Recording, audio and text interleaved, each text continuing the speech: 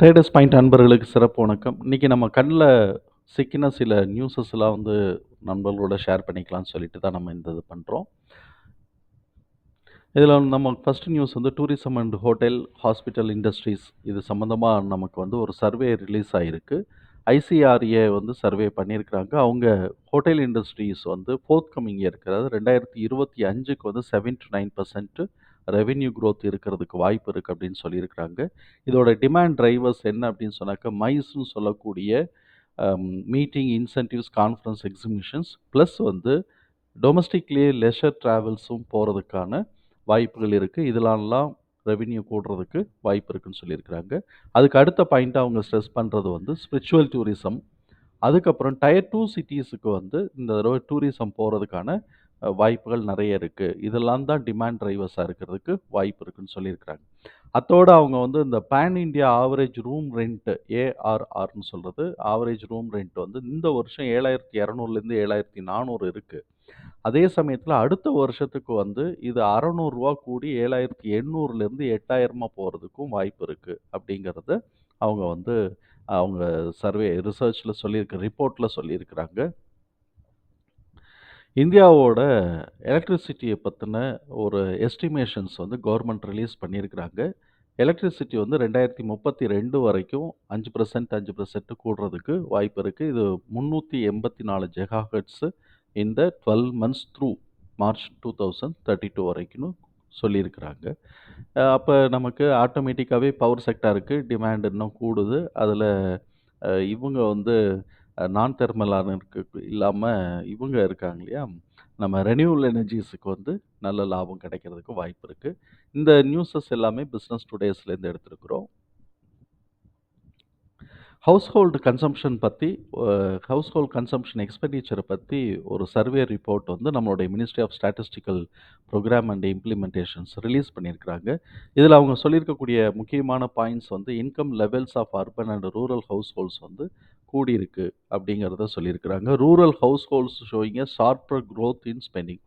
இவங்க கொஞ்சம் ரூரல்ல இருக்கக்கூடியவங்க உடைய ஸ்பெண்டிங் கொஞ்சம் ரொம்ப ஒரு இதா கொஞ்சம் கூடியிருக்கு அப்படிங்கிறது, ஸ்பெண்டிங் பிஹேவியர் கொஞ்சமா கூடியிருக்கு அப்படிங்கிறதையும் அவங்களுடைய ரிப்போர்ட்ல சொல்லியிருக்கிறாங்க, சர்வே ரிப்போர்ட்ல. அதே சமயத்தில இன்னொன்னையும் சொல்லியிருக்கிறாங்க. இந்த இது இந்த புவர் அண்ட் ரிச்சுக்கு அதாவது பணக்காரங்க, ஏழைக்கு இருக்கக்கூடிய கேப் கொஞ்சம் பெருசாகிட்டே இருக்கு அப்படிங்கிறதையும் அவங்களுடைய ரிசர்ச்ல சொல்லியிருக்கிறாங்க.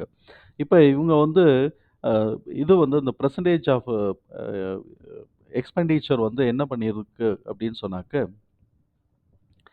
இவங்களுடைய பெர்சன்டேஜ் எக்ஸ்பெண்டிச்சர் இது என்ன பண்ணியிருக்காங்க அப்படின்னு டிஃபரன்சஸ் ரூரல் அண்ட் அர்பன் இது 2த்துக்கும் இருக்கக்கூடிய அந்த எக்ஸ்பெண்டிச்சர் செலவு பண்ணக்கூடிய கேப் இருக்கு பார்த்தீங்களா? அந்த கேப் குறைஞ்சுகிட்டே இருக்குன்னு சொல்றாங்க. அதாவது ரூரல்லயும், அர்பன்லயும் முன்னாடி அர்பன்ல நெறைய செலவு பண்ணுவாங்க. ரூரல்ல கம்மியா செலவு பண்ணுவாங்க. அந்த கேப் இருக்குன்னு சொல்லுவாங்க. இப்ப ரூரலுக்கும், அர்பனுக்கும் அந்த செலவு பண்ணக்கூடிய கேப் 71% குறைஞ்சிருக்கு அப்படின்னு சொல்லியிருக்கிறாங்க. இதே இது போன 10 வருஷத்துல 84%ஆவும், அதுக்கு முன்னாடி 90%ஆவும் இருந்திருக்கு. இப்ப இந்த 2022, 23 இது 10 வருஷத்துக்கு ஒருக்கா தான் சர்வே பண்ணுவாங்க. அந்த 11 வருஷம் முடியும்போது பார்த்தோம் அப்படின்னு சொன்னா 71%ஆ குறைஞ்சிருக்கு. செலவு பண்ணக்கூடிய nature differences between rural and urban கிராமத்துக்கும், நகர்ப்புறத்துக்கும் செலவு பண்ணக்கூடிய நேச்சர் 71%ஆ குறைஞ்சிருக்கு அப்படிங்கிறத சொல்லியிருக்கிறாங்க. இதுக்கப்புறம் average monthly per capita consumption expenditure 2த்துலயுமே பார்த்தோம்னாக்க 11 வருஷத்துல 2 மடங்கா கூடியிருக்குன்னு சொல்லியிருக்கிறாங்க. Rural monthly per capita consumption 3,773 average average 3,773 கூடியிருக்கு. இதுக்கு முன்னாடி இருந்த பீரியட்ல 1,430 இருந்திருக்கு அப்படிங்கிறத சொல்லியிருக்கிறாங்க. அர்பன்ல பார்த்தோம்னா 6,459 இப்ப கரண்ட்டா லேட்டஸ்ட் சர்வேலயும். இதுக்கு முன்னாடி பார்த்தோம்னாக்க 2,630ஆவும் இருந்திருக்கு அப்படின்னு சொல்லியிருக்காங்க. கிட்டத்தட்ட இது ஒரு 3 மடங்கு கிட்டத்தட்ட ஒரு 2 1/2 மடங்கு இன்கிரீஸ் ஆயிருக்கு. அது அதுவும் 2 1/2 மடங்கு கிட்டக்க இன்கிரீஸ் ஆயிருக்குங்கிறத நம்மளால புரிஞ்சுக்க முடியுது. இன்னொரு கீ ரிசல்ட் இந்த சர்வேல என்ன கிடைச்சிருக்கு அப்படின்னு சொன்னாக்க, 2ஆ பிரிச்சிருக்காங்க. பாட்டம்ல இருக்கக்கூடிய 5%ம், டாப்ல இருக்கக்கூடிய 5%ம் 2ஆ பிரிச்சு அவங்க சில டேட்டாஸ் குடுத்துருக்காங்க. முதல்ல பாட்டம்ல இருக்கக்கூடிய 5% ரூரல் பாப்புலேஷன் அது என்ன பண்ணியிருக்கிறாங்க அப்படின்னு சொன்னாக்க, இவங்களுடைய ஆவரேஜ் வந்து பார்த்தோம் அப்படின்னு சொன்னாக்க, 1441 இருக்கு. இதே இது வந்து அர்பன்ல இந்த பாட்டம் 5%ல இருக்கக்கூடிய மக்கள் வந்து ரூ. 2087 இவங்களுடைய செலவு ஓட ஆவரேஜ் இருக்கு அப்படின்னு சொல்றாங்க. Average consumption expenditure per day ஒரு நாளைக்கு வந்து பார்த்தோம்னா, பாட்டம்ல வந்து பாட்டம் 5%ல பெர் டே ரூ. 48 அதே இது வந்து அர்பன்ல வந்து ரூ. 69.50 இருக்கிறதுக்கு இருக்கு அப்படிங்கிறத அவங்க வந்து சொல்லியிருக்கிறாங்க. இது டெய்லி ஆவரேஜ் எக்ஸ்பென்சஸா இருக்கு அப்படிங்கிறத சொல்லியிருக்கிறாங்க. இதே இடத்துல டாப் 5% அதாவது பெரிய பணக்காரங்கன்னு வச்சுக்கலாம். அந்த 5%க்கு உடைய ஆவரேஜ் எக்ஸ்பெண்டிச்சர் எவ்வளோ வந்திருக்கு அப்படின்னு சொன்னா, அம் அ அ இதுல வந்து ரூரல்ல வந்து பார்த்தோம்னா 10,581 அர்பன்ல வந்து 20,846 இருக்கு அப்படிங்கிறத தகவல் அவங்களுக்கு ரிசர்ச் சர்வேல கிடைச்சிருந்திருக்கு. அப்ப இத பார்த்தோம்னாக்க, இவங்களோட கம்பேர் பண்ணும்போது, யாரோட கம்பேர் பண்ணும்போது, பாட்டம் 5யோட கம்பேர் பண்ணும்போது கிட்டத்தட்ட வந்து ஒரு அ 6 மடங்கு 7 மடங்கு 8 மடங்கு வந்து 2த்துலயுமே கூட இருக்கு அப்படிங்கிறத நம்மளால புரிஞ்சுக்க முடியுது. அர்பன பொறுத்தவரைக்கும் 3 மடங்கு கூட இருக்கு அப்படிங்கிறத ஆமா 2த்துலயுமே 3 மடங்கு கூட இருக்கு அப்படிங்கிறத புரிஞ்சுக்க முடியுது. இவங்களுடைய டெய்லி ஆவரேஜ் ஸ்பெண்டிங் வந்து பார்த்தோம் அப்படின்னு சொன்னாக்க, ரூரல்ல வந்து ரூ. 352யும், அர்பன்ல ரூ. 694யும் இருக்கு. மக்கள் நெறைய செலவு பண்றாங்க. இதுல ஒரு பியூட்டி என்னன்னாக்க, ஃபுட் ஐட்டம் ஆர்டர் பண்ணி சாப்பிடுறதுல வந்து குறைஞ்சிருக்கு அப்படிங்கிறதையும் கண்டுபிடிச்சிருக்கிறாங்க. இதுக்கு அடுத்தது பார்த்தோம் அப்படின்னு சொன்னோம்னாக்க, ஸ்டாக்ஸ் வந்து இந்த புரோக்கர்ஸ் எல்லாம் வந்து அந்த இனிஷியேஷன்ஸ் குடுக்குறாங்க.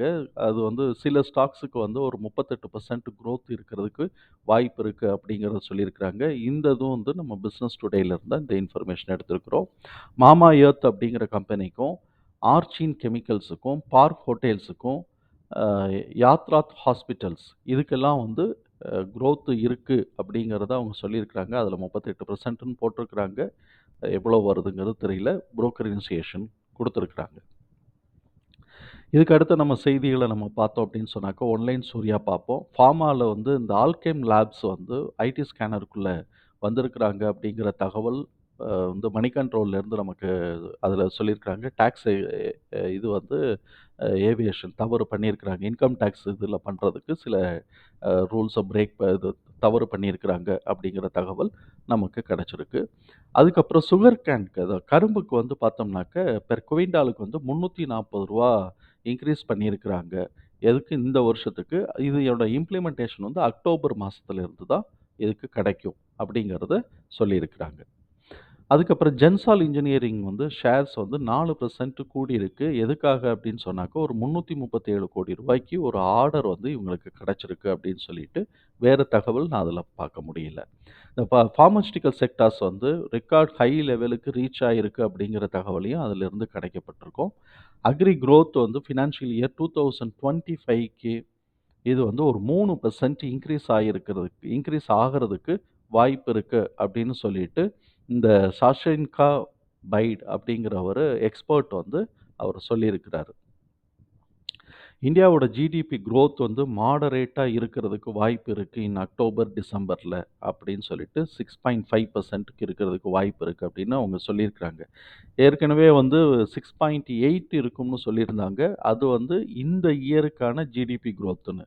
ஆனா, இதில நான் புரிஞ்சுக்கிறது என்ன அப்படின்னு சொன்னாக்க, இந்த இயருக்கான பீக் ஜிடிபி குரோத் வந்து இந்த செப்டம்பருக்குள்ள முடிஞ்சுட்டு, அதுக்கப்புறம் அக்டோபர், நவம்பர், டிசம்பர்ல வந்து ஒரு 3.3% குறையறதுக்கு வாய்ப்பு இருக்கோ அப்படின்னு சொல்லிட்டு நான் புரிஞ்சிருக்கிறேன். இது என்னுடைய புரிதலா இருக்கும். நம்ம வந்து ரியாலிட்டி என்னன்னு பார்ப்போம். இந்த தகவல்லாம் நமக்கு மணி கண்ட்ரோல்ல இருந்து கிடைச்சிருக்கு. இதுதான் நண்பர்களே நம்ம வந்து இன்னைக்கு என் கண்ல பட்ட சில செய்திகள். அத நம்மளோட பகிர்ந்திருக்கிறோம். நம்மள ஆதரிக்கிற அனைத்து நல்ல உள்ளங்களுக்கும் நன்றி. வாழ்க வளமுடன். நன்றி நண்பர்களே.